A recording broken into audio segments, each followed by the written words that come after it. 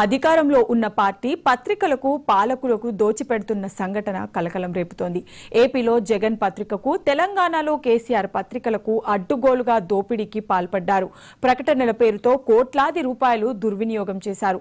నిబంధనలకు విరుద్ధంగా బీఆర్ఎస్ కి చెందిన 2 పత్రికలకు 332 కోట్ల ప్రకటనలు చేసినట్లు ఆరోపణలు వస్తున్నాయి.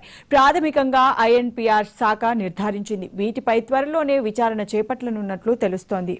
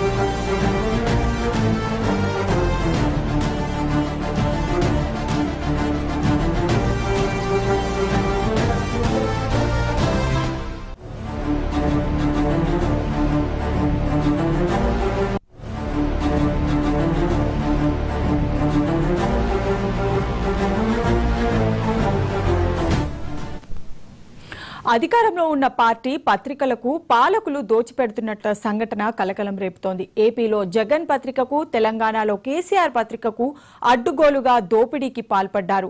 ప్రకటనల పేరుతో కోట్లాది రూపాయలు దుర్వినియోగం చేశారు. నిబంధనలకు విరుద్ధంగా బీఆర్ఎస్ కి చెందిన 2 పత్రికలకు 332 కోట్ల ప్రకటనలు చేసినట్లు ఆరోపణలు వస్తున్నాయి.